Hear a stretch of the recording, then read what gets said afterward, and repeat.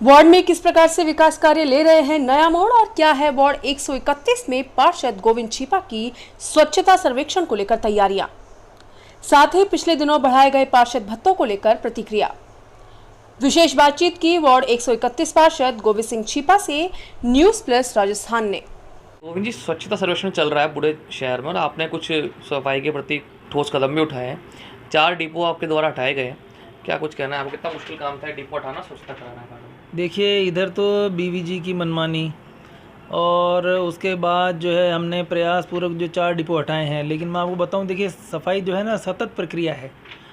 आज यहाँ से डिपो हटाते हैं तो थोड़ी लोगों की लापरवाही समझो या थोड़ी सी प्रशासन की लापरवाही समझो, कुल मिला के दूसरी जगह डेवलप होना शुरू हो जाता है कचरा डिपो।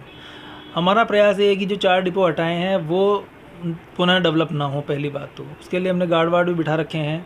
गार्ड बाकायदा ड्यूटी देता है, वहाँ लोगों को कचरा डालने से मना करता है। और बीवीजी वालों जो कंपनी, हालांकि ये तो आपको समाचार पत्रों के द्वारा आप देख ही रहे होंगे, समझ ही रहे होंगे कि बीवीजी की विदाई करीब करीब तय है। तो उसके बाद की जो व्यवस्था होगी उसमें कचरा डिपो डेवलप ना हो, इसके लिए हम अभी से चिंतित हैं। इसके लिए अभी से हम प्रयासरत हैं और जो नई व्यवस्था आएगी उसमें हम ज़्यादा फोकस करेंगे। अब ये तो करीब करीब समाप्त प्राय है। अब स्वच्छता सर्वेक्षण में जो कुछ हम कर पाएँ वो हमने किया है, लेकिन अब उम्मीद करते हैं कि अब आने वाले 2-1 महीनों में हम सफाई की अच्छी व्यवस्था हम स्थानीय नागरिकों को दे पाएंगे, हमारा पूरा विश्वास है। पार्षदों को भत्ता बढ़ाने के लिए बात की गई है। कल एक मीटिंग संपन्न हुई आपकी, उसमें कहा गया 3750 की बजाय 4500 रुपये मिलेंगे। ये निर्णय कितना अच्छा है, कितना बुरा है, क्या विवेचना करेंगे इसकी? अब इसमें तो सुमित भैया मैं क्या बोलूँ, मतलब कि पहले था ही क्या जो आपने बढ़ा दिया। पहले 3750 भी क्या था जो आपने बढ़ा के 4.5 कर दिया। जहाँ विधायकों की, सांसदों की और दूसरे लोगों की तनख्वाहें लाख लाख, 1.5 2-2 लाख रुपए हैं, उनके भत्ते हैं। पार्षद भी करीब करीब उतना, ना तो करीब करीब वैसा ही उसी तर्ज पर काम करता है।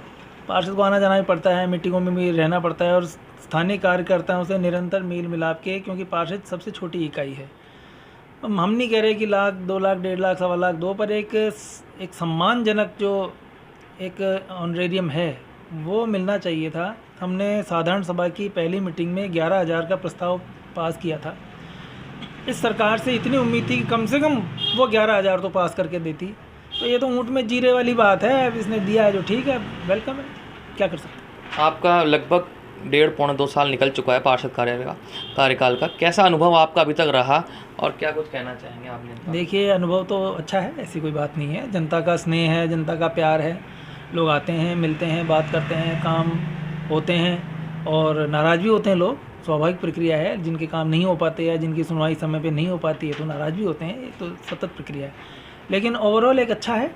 और मैं ये सोचता हूँ कि जनता से सीधे संवाद का, सीधे जुड़ाव का ये पद है। और जितनी फिर घूम फिर के वही बात आ जाएगी कि सरकार को पार्षदों को संसाधन मुहैया कराना चाहिए।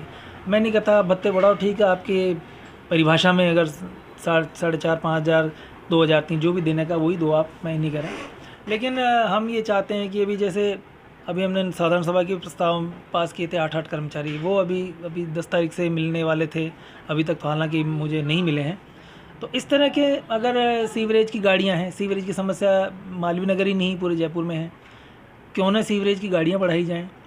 हर पार्षद को 1-1, 2-2 लोग खपच्ची वाले जो पहले उपलब्ध थे, तो जो भी कोई सीवरेज की समस्या आती थी तो हम तत्काल एक निवारण हम कर दिया करते थे पार्षद लोग, वो अभी उपलब्ध नहीं है। इसके अलावा जो कचरा घर घर से संग्रहण की गाड़ी है वो पूरे वार्ड में केवल 2 ही उपलब्ध है, जबकि वार्ड इतना बड़ा है।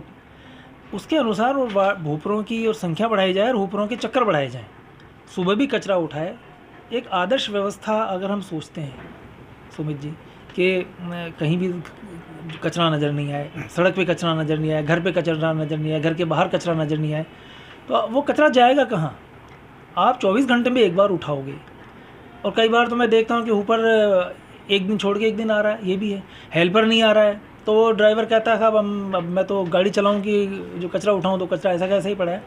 तो संसाधन बढ़ाने चाहिए, मेरा कहने का मतलब है संसाधन बढ़ाइए, ऊपरों की संख्या बढ़ाइए, ऊपरों के चक्कर बढ़ाइए, तो उसका इम्पैक्ट नीचे तक आएगा। जनता का सहयोग पूरा मिलता है, जनता सहयोग करने के लिए तैयार है। जनता से अगर एक ईमानदार अपील की जाती है तो जनता उसे मानती है, इसमें कोई शक नहीं है, इसमें कोई शक नहीं है। जनता से ईमानदार अपील अगर की जाती है, कोई भी करे, तो जनता मानती है। लेकिन जब जनता देखती है कि सब जगह ही कचरा फैल रहा है तो फिर वो भी फेंकती है। आपने अपने पार्षद कार्यकाल के दौरान क्या क्या काम हैं जो जनता से वादे किए थे उनको पूरा करने का प्रयास करा है? आपका एक तरह से रिपोर्ट कार्ड पूछा जाए तो क्या रहा आपका? देखिए, आपको पता होगा कि हमने 1 साल बेमिसाल के नाम से एक कार्यक्रम किया था। उसमें हमने जो पार्क डेवलप करवाए, जो हमने पेच वर्क करवाए, हमने उसमें रिपोर्ट प्रस्तुत की थी। उसके बाद हमने सड़कें बनवाई हैं। शंकर पुलिया की सड़क सीसी वाली बनवाई है, सेक्टर 4 की 3 सड़कें बनवाई हैं, कुछ विधायक कोष से बनी हैं, कुछ जो नगर निगम से हमको जो 50-55 लाख मिले थे। अब ये भी मैं आपको बता दूं कि ये पैसा भी केंद्र सरकार द्वारा जो एनकेप के जरिए दिया गया है वो उस पैसे से बनी है। इस राज्य सरकार को जो नगर निगम को पैसा देना चाहिए था, उसके मार्फत जो पार्षदों को डेवलपमेंट के लिए पैसा मिलना चाहिए था, वो अभी तक 1 रुपया भी नहीं मिला है। जो कुछ डेवलपमेंट हुआ है वो केंद्र सरकार से पार्षदों के जरिए, जो एनकेप के जरिए जो पैसा आया है अमृत योजना के तहत, वो पैसा 55 लाख रुपए अभी हमने खर्च किया है सड़कें बनवाने में, पार्क डेवलप करवाने में। और विधायक जी ने जो पैसा हमको सैंक्शन किया सड़क बनाने में, वो डेवलपमेंट हमने किए हैं। सर, सीवरेज की समस्या काफ़ी थी जो आपने वादा किया चुनाव टाइम पे, कुछ समाधान करने का आपने प्रयास किया उसका? सीवरेज की समस्या को हमने माननीय विधायक जी को और माननीय सांसद महोदय को कहा है और उन्होंने केंद्र सरकार को चिट्ठी लिखी है। ये करीब 1200 करोड़ रुपए का प्रोजेक्ट है। वो सैंक्शन जिस दिन होके आएगा उस दिन पूरे मालवीय की लाइनें, देखिए एक टुकड़ा अगर हमने चेंज कर भी दिया प्रयासपूर्वक किसी से कह सुन के, तो भी वो समस्या का समाधान नहीं हो पाएगा। मालवीय नगर जो 40-50 साल इसको बसे हुए हो गए हैं, उम्मीद ये थी कि पहले यहाँ की जनसंख्या तो 10% मान लो कहते हैं, तो अब हो गई है 110%। एक मकान में जहाँ 4-4 व्यक्ति रहते थे, उस मकान में रहते हैं 20-20, 22-22 व्यक्ति। तो अब इसमें ये मरहम लगाने से, ये पैच लगाने से इसका काम नहीं होगा। इसमें अमूल चूल इसकी लाइन उसमें डाली जाएगी, उसके लिए हम प्रयास रहते हैं। अगर वो पास हो जाता है बहुत अच्छी बात है, नहीं तो पार्षदों को जो फंड मिलेगा उससे हम जो कर पाएंगे करेंगे। इस पार्षद कार्यकाल का सबसे कटु अनुभव और सबसे सुखद अनुभव क्या रहा आपका? नहीं, कटु अनुभव कुछ नहीं है, कटु अनुभव कुछ नहीं है। जनता का प्यार है।